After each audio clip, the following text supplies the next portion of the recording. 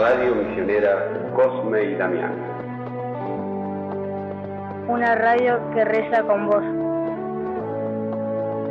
Desde Buenos Aires, Argentina, para la mayor gloria de Dios.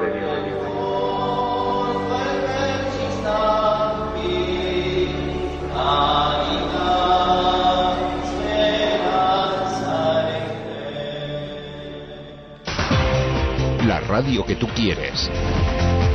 La radio que tú buscas. Tu radio.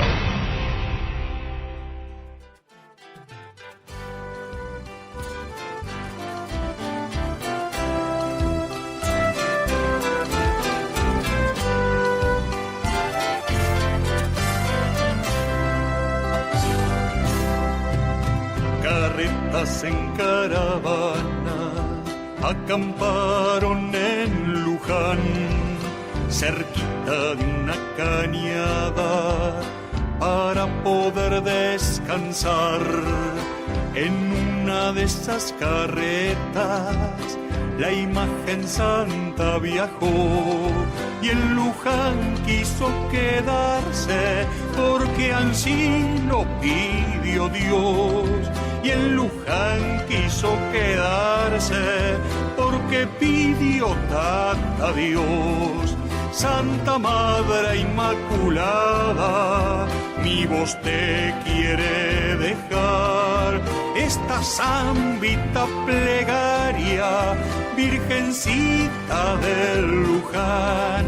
Esta zambita plegaria, Virgencita del Luján. Segunda.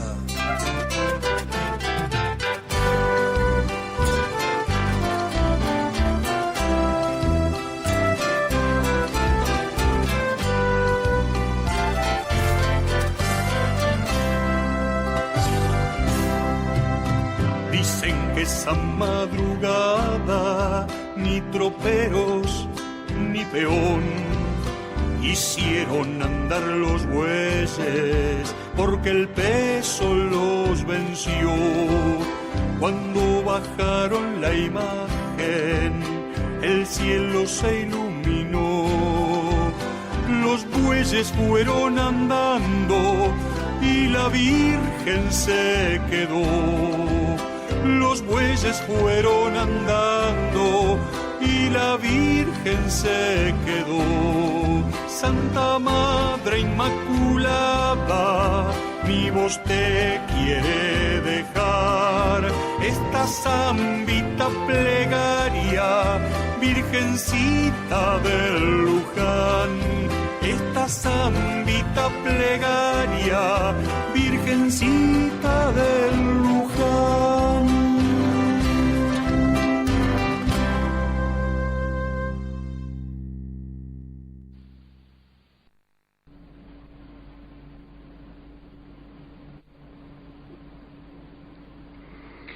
Queridos amigos, uno de los grandes amores de la mayoría de los jóvenes argentinos ciertamente es la Santísima Virgen, y para nosotros de una manera particular la Santísima Virgen en su título de Luján. Se debe a la tenacidad y a la capacidad de investigación del párroco de Morón, Monseñor Juan Presas, el que se haya estudiado de manera detenida y científica todos los datos que se tienen acerca de la historia del hecho milagroso por el cual la Santísima Virgen quiso quedarse cerca del río Luján para ser nuestra madre, madre de todos los argentinos, en especial madre de los jóvenes que se sienten movidos por tal madre y que todos los años en ingentes muchedumbres se dirigen en peregrinación a su santuario a la vera del río Luján. Quiero para conocimiento de todos referirme al relato que podemos llamar lujanense, el relato que es la historia primera que nos llega de la pluma de Pedro Nolasco de Santa María, y con algunos retoques del historiador Maqueda, posterior a Fray Pedro Nolasco. Y vamos a dividir este relato en 10 puntos. El primero, leo textualmente: en aquel tiempo que Portugal y España se regían por una sola corona, y que por tanto el comercio entre ambas era libre, y según el mejor cómputo, por los años de 1630, pues es exacto. En 1630, la corona de España y de Portugal era la misma, y es por eso que en esos años el comercio marítimo entre Buenos Aires y Brasil batió todos los récords en número de barcos que entraron en el puerto y por el valor de las mercaderías. Segundo, un portugués llamado Farías pidió a un amigo suyo del Brasil le trajese una imagen de la Concepción de María para venerarla en la capilla que en su estancia de Sumampa, jurisdicción del Tucumán, estaba fabricando. Un marino amigo suyo cumplió el encargo y le trajo no una, sino 2 imágenes de Nuestra Señora, bajo la advocación, una de la Concepción y otra de la Madre de Dios. El segundo punto del relato. Pues bien, ese portugués sabemos perfectamente bien quién era, don Antonio Farías de Sá, y pide al Brasil, que también sabemos que en la zona de San Pablo se hacían bellísimas imágenes de esa zona, muy probablemente es la imagen de la Virgen de Luján, pide a un amigo suyo que le traiga una imagen de la Virgen María en su título de la Inmaculada Concepción. Pues bien, de este señor Farías tenemos datos por 3 archivos, por archivos de Córdoba, por archivos de Sumampa y de Santiago del Estero. Además, sabemos muy bien que su amigo, él era marino, y se llamaba Andrea Juan, y llega con su embarcación al puerto de Buenos Aires hacia fines de marzo de 1630. Llega trayendo no una, sino 2 imágenes, la de la Inmaculada Concepción y de la Virgen en su título de Madre de Dios. Y prontamente se dirige hacia Sumampa, que era donde estaba Farías, en Santiago del Estero, llamado entonces la región de Tucumán. Y la primera noche se detienen muy probablemente en el actual Morón, donde estaba la Virgen en su título de Nuestra Señora del Buen Viaje, y en la segunda noche, antes de cruzar el río Luján por el Camino Real, se detienen en la llamada estancia de Rosendo. Es el tercer punto. Acondicionadas ambas en 2 cajones, fueron subidas a una carreta y emprendieron viaje al norte. Al llegar a las orillas del río Luján, se detuvieron los troperos para pasar la noche en la estancia de Rosendo. Pues bien, la caravana en carreta, como se estilaba entonces, se encamina al norte, es el segundo día de viaje, se detiene en la estancia de Rosendo. Hoy sabemos también perfectamente bien quién era este Rosendo. Este Rosendo era heredero de don Tomás Rosendo, su padre, que había muerto, siguió viva su esposa, y esta esposa se casó con un tal Bernabé González y tuvo descendencia, es decir, que el hijo de don Tomás, llamado Diego Rosendo de Trigueras, por el apellido de la madre, tuvo hermanastros, y era el que había heredado la estancia de su padre, y allí es donde se había detenido la carreta. Este Diego Rosendo era sacerdote y fue cura de, en aquel entonces, las 3 únicas parroquias que existían: el del curato de la Catedral de Buenos Aires, más tarde fue cura en Corrientes, y finalmente fue cura en Santa Fe, donde murió. Pues a este Diego Rosendo se llega perfectamente bien a través de los estudios que se han hecho en distintos archivos catastrales, y se ha ubicado perfectamente bien cuál era el lugar en donde estaba la estancia que él había heredado de su padre. Se encuentra a la altura del pueblo llamado hoy Villa Rosa, en el partido de Pilar, muy cerca de Luján. Cuarto punto.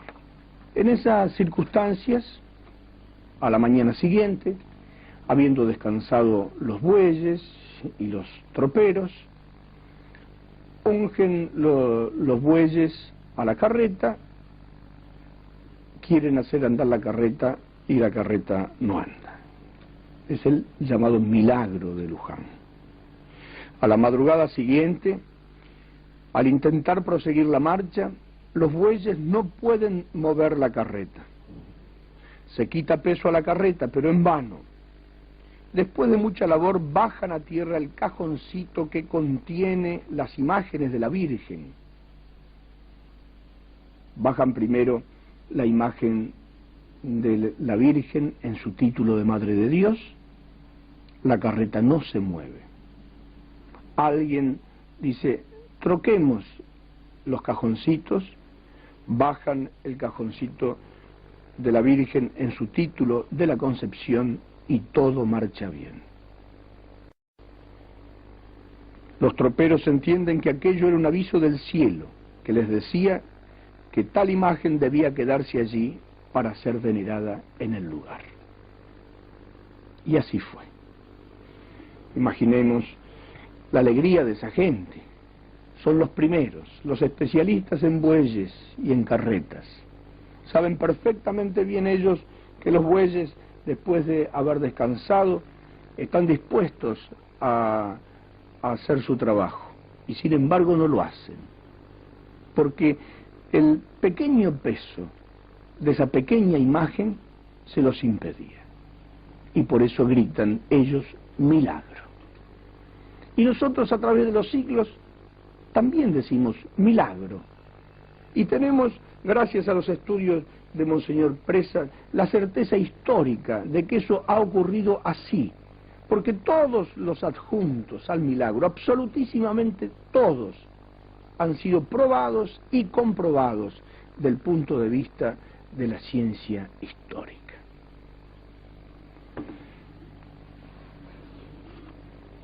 Divulgado el portento, cumplieron los troperos con rendirle culto a la imagen, y los dueños de la estancia allí levantaron una pequeña capilla. Una de esas imágenes entonces quedó en Luján, la que había pedido Farías, la de la Inmaculada Concepción. La otra la de la Madre de Dios, siguió camino hacia el norte, hacia Santiago del Estero, hacia Sumampa, y en la actualidad se venera en el santuario de Nuestra Señora de Sumampa. De tal manera que de una manera espléndida, maravillosa, como nadie podía haberlo pensado mejor, la historia de la Virgen de Sumampa ilumina la historia de la Virgen de Luján, y a su vez la historia de la imagen de la Virgen de Luján ilumina la historia de la imagen de la Virgen de Sumampa. La historicidad de estos hechos es verdaderamente asombrosa, porque a la distancia que separa Buenos Aires de Sumampa y con tan escasos medios de comunicación en aquellas centurias, es exacta la noticia de que una de las dos imágenes llegó al norte y allí se levantó capilla, quedando la otra en Luján, como escribe Monseñor Presas. Sexto punto. Divulgado el portento, la Santa Virgen, a través de su imagen, correspondió explicándose con repetidos prodigios y milagros. La imagen era de media vara de alto, con las manos juntas ante el pecho. Así fue. Los arrieros que dejan la imagen en la casa de Rosendo se van llevando la imagen de la que luego conoceríamos con el nombre de la Virgen de Sumampa, y los dueños de la estancia levantan allí capilla. Es un dato históricamente comprobado. Un documento de 1645 dice exactamente así: a las espaldas de la casa de los dueños de la estancia, de los Rosendos, existe una capilla pequeña y en ella una hechura de Nuestra Señora de bulto, de barro, de altor de media vara. Es decir, que tenemos un documento 15 años después del milagro que certifica la existencia de la sagrada imagen en la estancia de los Rosendo. Séptimo punto. Comenzaron los fieles a venerar a Nuestra Señora en aquella santa imagen. Hay otro documento muy importante del cura rector de la Catedral de Buenos Aires en aquel entonces, doctor Gregorio Suárez Cordero.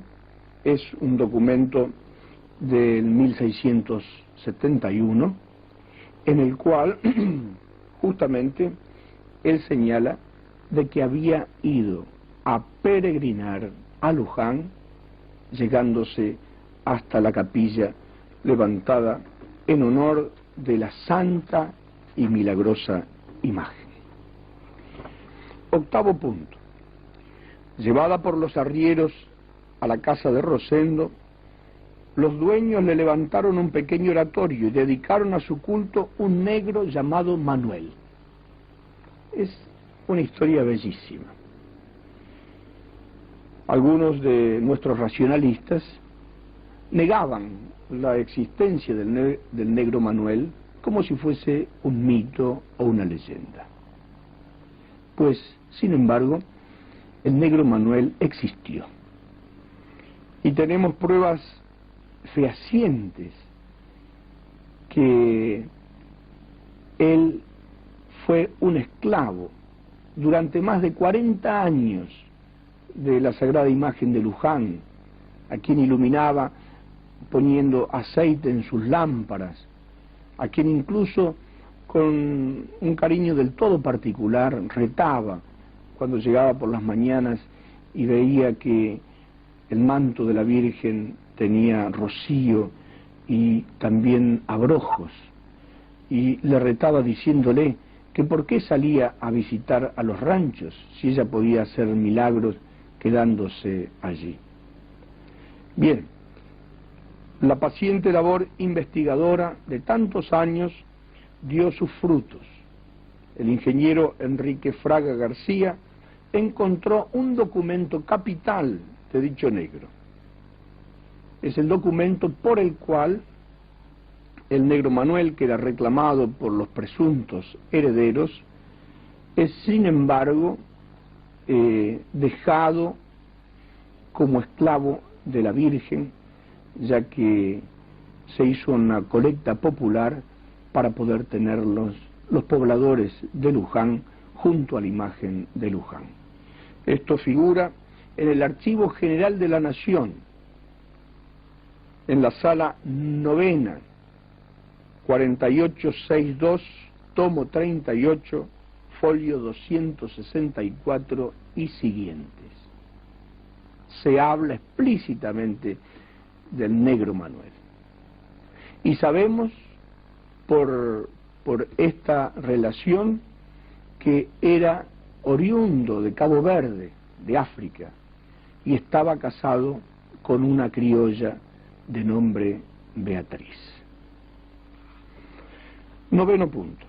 Largo tiempo después la capilla cae en despoblado y una señora, doña Ana de Matos, compra al cura Juan de Oramás, hermanastro de Diego Rosendo, la santa imagen y la lleva a su capilla ubicada en la actual ciudad de Luján.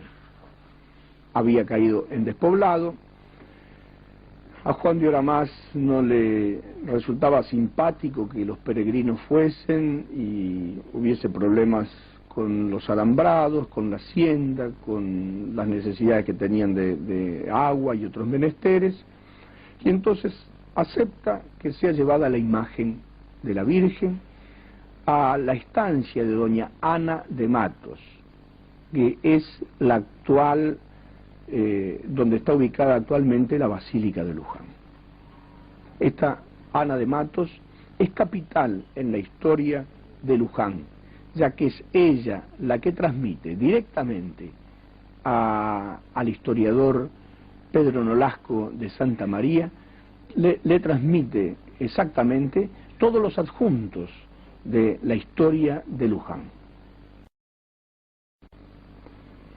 Y de modo tal que la escritura por la cual la Virgen, doña Ana de Matos cede sus tierras a la Virgen de Luján en el año 1582, se considera como la fundación de la actual ciudad de Luján.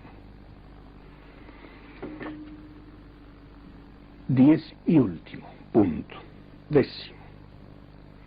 Para hacerle allí honrosa capilla con la ayuda del mayordomo de la Virgen, Manuel Casco de Mendoza, y el capellán don Pedro de Montalvo.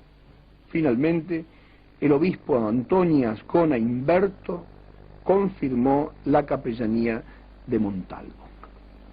Pues la tradición lujanense, que nos llega a través del relato histórico que hemos comentado en estos 10 puntos, nos habla del mayordomo de la Virgen, Manuel Casco de Mendoza, del primer capellán, don Pedro de Montalvo, que llegó medio muerto a los pies de la Virgen y al cual el negro Manuel le ungió el pecho con aceite de las lámparas de la Virgen y milagrosamente curó. Y el otro del cual se nos habla es del obispo Antonio Ascona Imberto. Hay abundantísimos documentos que nos hablan de estos 3 personajes.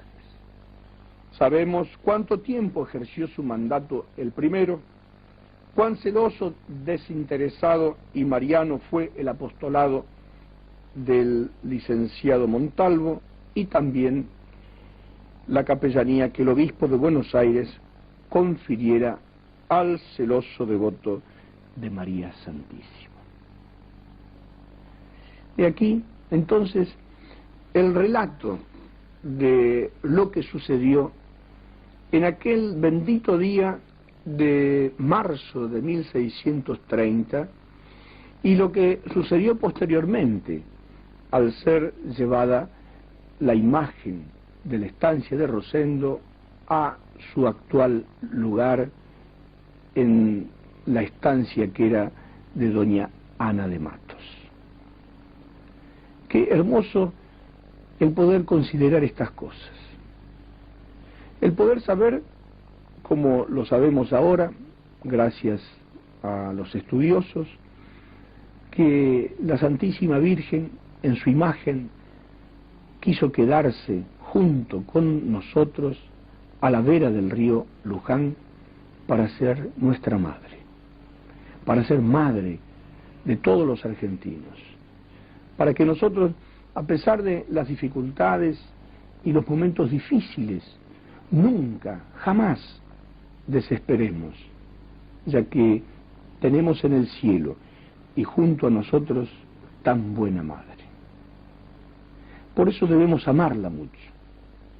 Y por eso debemos nosotros, en este año mariano, y siempre, buscar de conocerla a ella mucho más.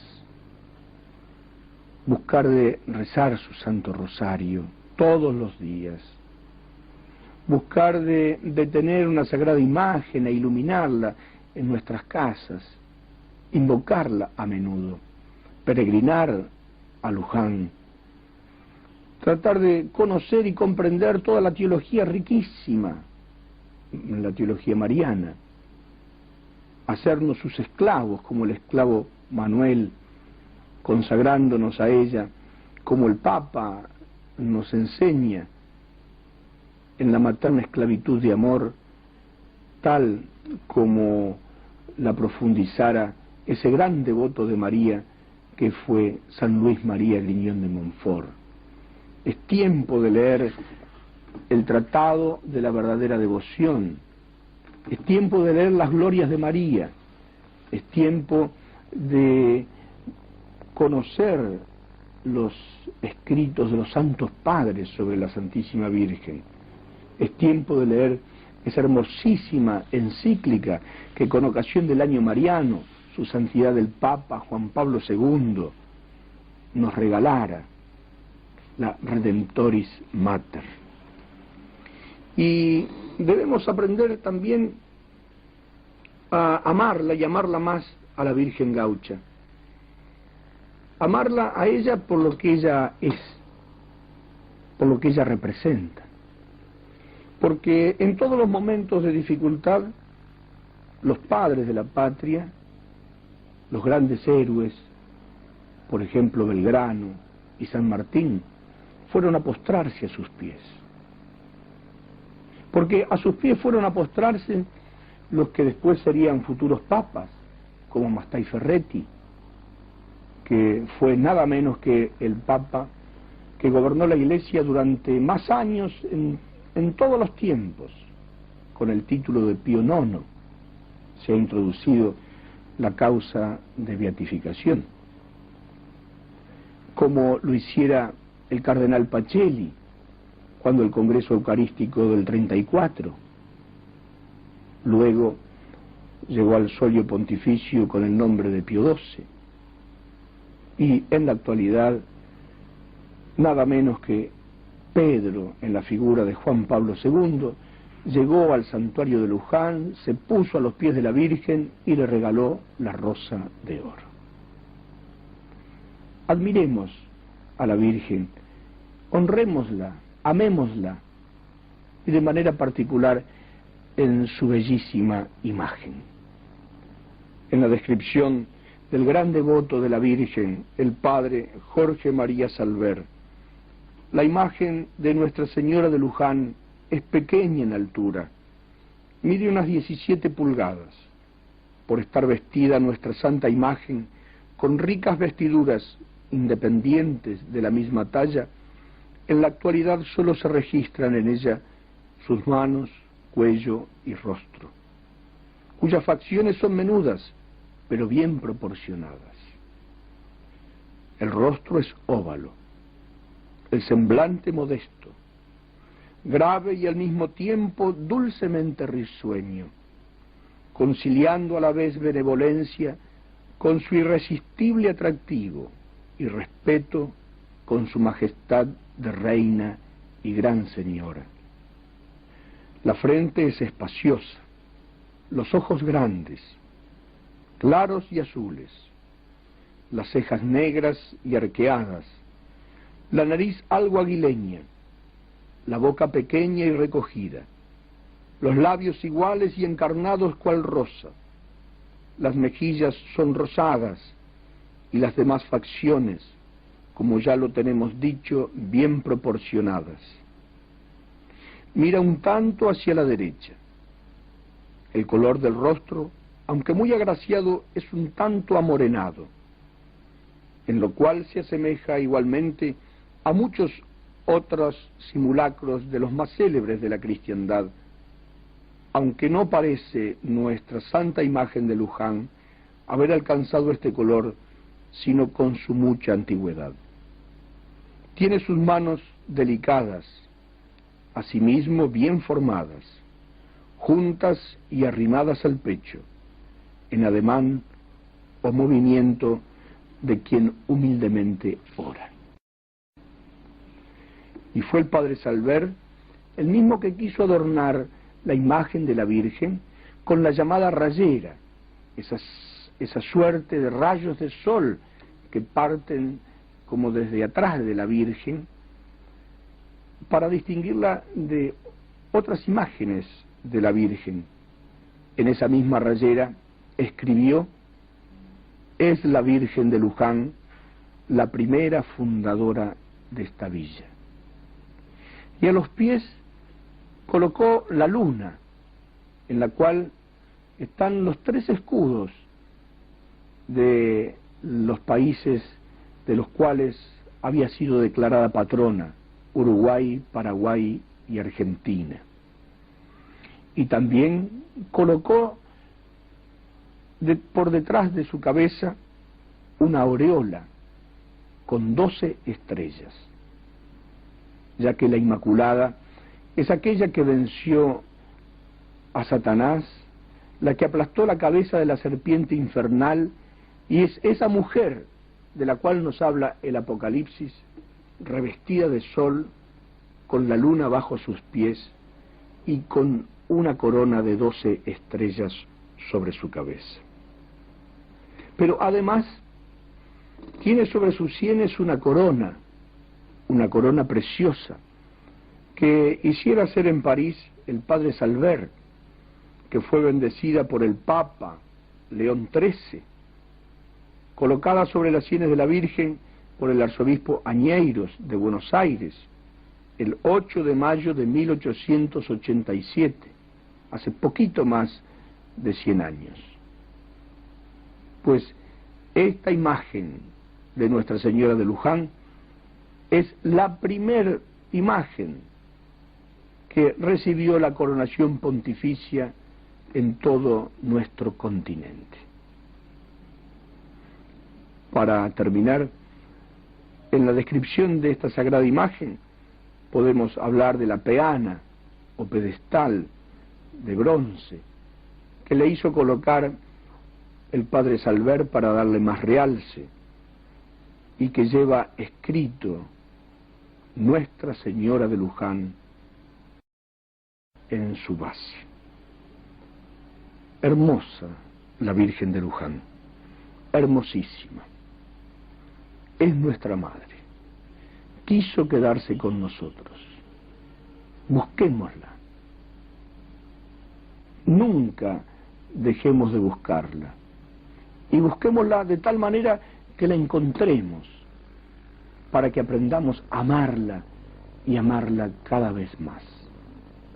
Sepamos representarla de 1000 maneras. Aprendamos a hablar de ella a diario. Gustemos de tener su imagen con nosotros. Sepamos hacer como ha sabido hacer un gran pintor argentino, Raúl Soldi, nada menos que en la Basílica de Nazaret, la Basílica de la Anunciación, en Tierra Santa, en Palestina, un hermosísimo fresco en el cual aparecen de una manera magnífica los distintos personajes que han intervenido en lo que podemos llamar la historia de Luján, y allí como colgada del árbol, en trazos modernos, la imagen de la Virgen con los rayos de sol que salen de su espalda. Sepamos cantarla como la han cantado grandes poetas nuestros, como lo hace tan hermosamente el padre Leonardo Castellani en una payada. Aquí me pongo a cantar con cualquiera que se ponga, la mejor la gran milonga que se habrá de perpetuar entre la pampa y el mar, y el que es mayor que los dos, cielo estrellado de Dios, donde sus plantas están, canto a la flor de Luján, canto a la Madre de Dios. Dios hizo el cielo y el rayo, hizo el sol, hizo la estrella, hizo la pampa sin huella, hizo el toro y el caballo, hizo el hombre y aquí callo, porque fue su obra mejor. Pero el mandinga traidor conoció que era de barro, pecó el hombre, rompió un carro y se le enojó el Criador. Y lo echaron de la estancia para la tierra del infiel, a tragar miseria y hiel el que nació en abundancia. Pero su misma ignorancia le dio compasión al juez. Pensó un momento y después exclamó lleno de ciencia: se ha de cumplir mi sentencia, pero vuelta del revés. La muerte que al hombre aterra, yo a mí mismo me la aplico. Yo soy grande y me hago chico, y siendo Dios me hago tierra. Yo he de vencer esta guerra con las armas que me den, porque vencer de rufián a Dios no es cosa que cuadre. Y eligió para su madre a la Virgen de Luján. Aquí hay misterios muy fieros, y aquí hay un pozo muy hondo. Yo mi ignorancia no escondo ni me meto en agujeros. Aquí hasta los más matreros boleados quedarán y jamás entenderán porque esencia infinita, y eligió para mamita a la Virgen de Luján. Miren qué humildad, qué empeño, el del Hijo de Dios Padre, y de elegir para madre en un pago tan pequeño. El que es de este mundo el dueño, no seguía por las ropas, podía ir por las uropas a elegir las potentadas, pudo sacar as de espada y sacó 4 de copas. Y de que Dios la encontró buena madre y cariñosa, guapa, limpia, habilidosa, y su corazón probó, al tiempo que la dejó quiso hacer algo que asombre, y le dijo: por mi nombre, y estando en esta cruz triste, Madre de Dios, buena fuiste, yo te hago madre del hombre. Gaucho Pampa, ¿dónde irías cuando no tuvieras madre? Vos que sos duro de encuadre y de pocas teologías, vos que te hallás estos días guacho en la tierra que hiciste, te han quitado hasta el alpiste para darte la instrucción, te han quitado el corazón y te dan un libro triste. Reina del Plata, señora del pobre criollo olvidado, techo que nos ha quedado contra esta lluvia invasora, estrellita para la hora de la tormenta feroz, mira que se vuelve a vos mi alma que no desconfía, porque si sos madre mía, sos también madre de Dios. Madre de Dios, madre mía, y no quiero saber más, haceme morir en paz, con Dios y con vos, María. Al filo de mi agonía, no recordés mis reveses, recordá en vez cuántas veces, y ya desde muy gauchito, yo te recé el bendito, la salve y los 5 dieces.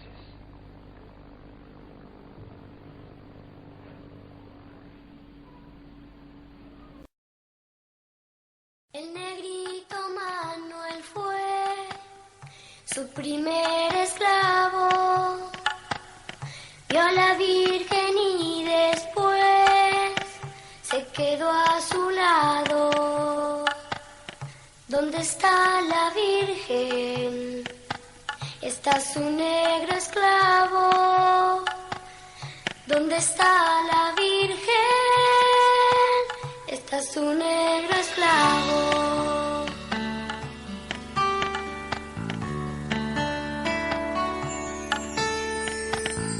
Ser su esclavo viene a ser quedarse mirando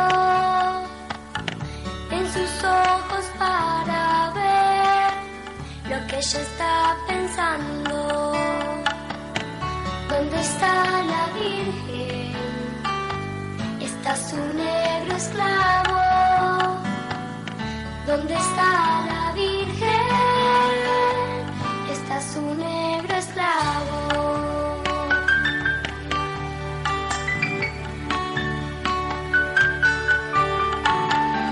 Ser su esclavo es jugar a ser su preferido para poderla abrazar y hablarle al oído. ¿Dónde está la Virgen? Está su negro esclavo. ¿Dónde está la Virgen? Está su negro esclavo.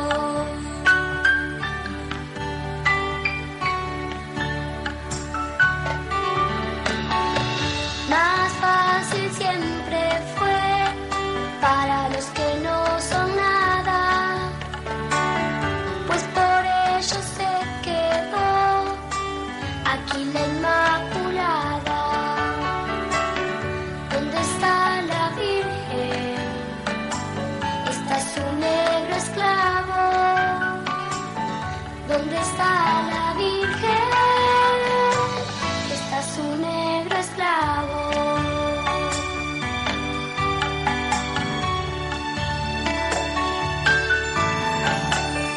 Y como la Virgen es la llena de amores, ir con ella para juntar con Dios los pecadores.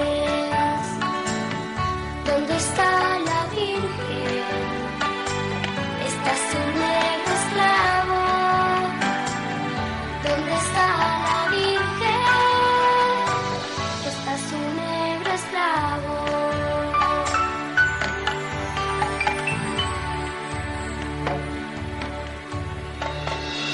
Si en el cielo nuestro Señor la tiene a su lado, debe ser de lo mejor ser su hijo amado.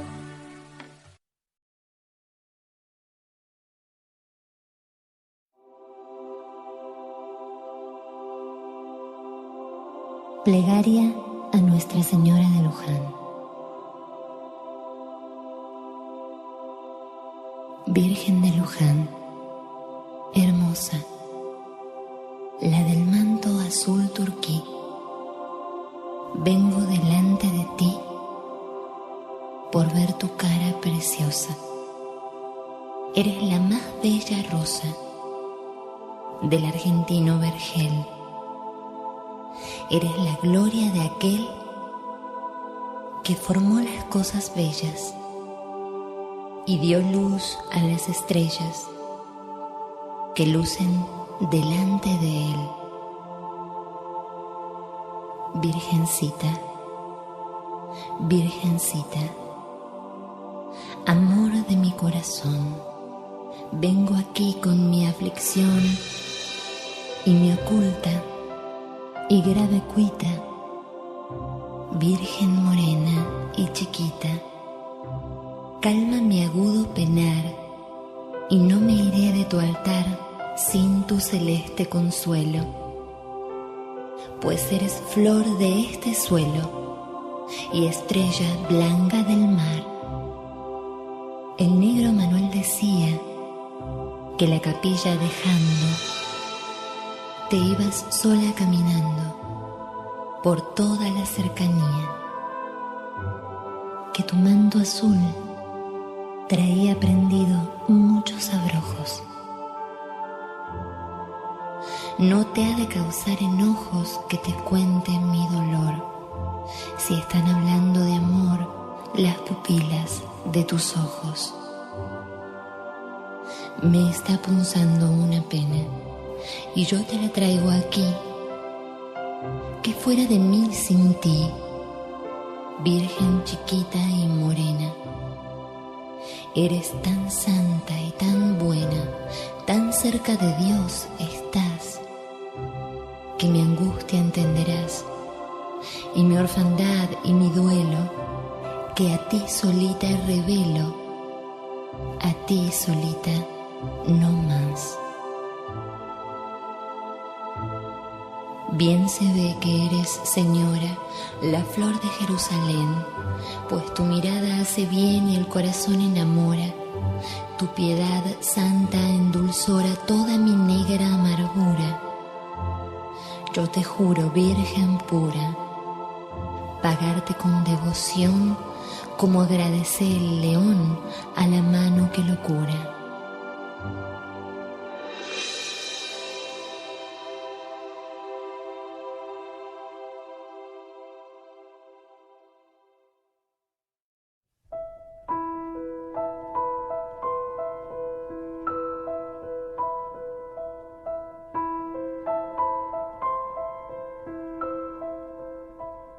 Jesucristo, Señor de la historia, te necesitamos.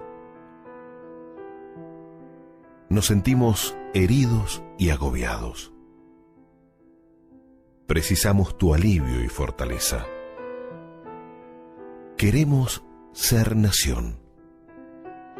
Una nación cuya identidad sea la pasión por la verdad y el compromiso por el bien común. Danos la valentía de la libertad de los hijos de Dios, para amar a todos sin excluir a nadie, privilegiando a los pobres y perdonando a los que nos ofenden, aborreciendo el odio y construyendo la paz. Concédenos la sabiduría del diálogo y la alegría de la esperanza que no defrauda. Tú nos convocas.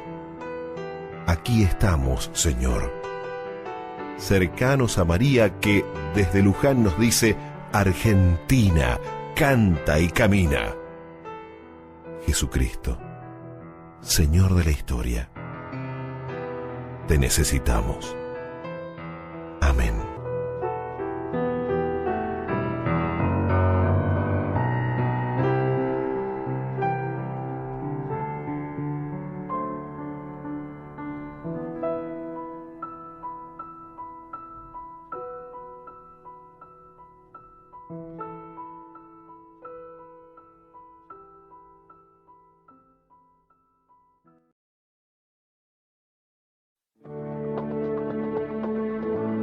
Radio Misionera Cosme y Damián.